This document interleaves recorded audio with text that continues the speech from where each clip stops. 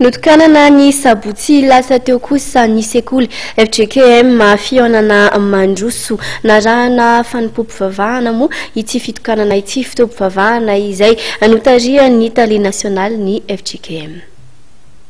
5 volana no nanorenana ity sekoly FJKM eto fihaonana mandroso ity izay ahitana efitra roa ka ny sabotsy 420 mety eo no nanatanterahana ny fanokanana.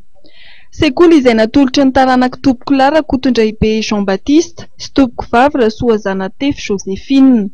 Nisy mifanompoam-pivavahana tao aorian'ny fitokanana ho fanomezam-boninahitra an'Andriamanitra izay nitarihan'ny mpiandraikitra Foibe ka nitondra ny tenin'Andriamanitra tamin'izany ny tale nasionaly Ramatoa Tsimba Priska.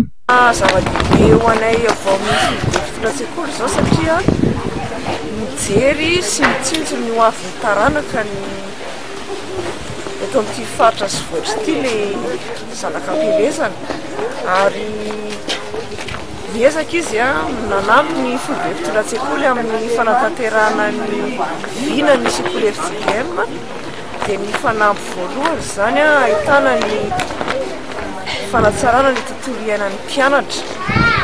Tena nahazo ny ankizy eto amin'ity tanàna ity efitrano roa azahoan'izy ireo mianatra ao anatin'ny tontolo mahafinaritra izany ary sitrahana moa ireo mpampianatra.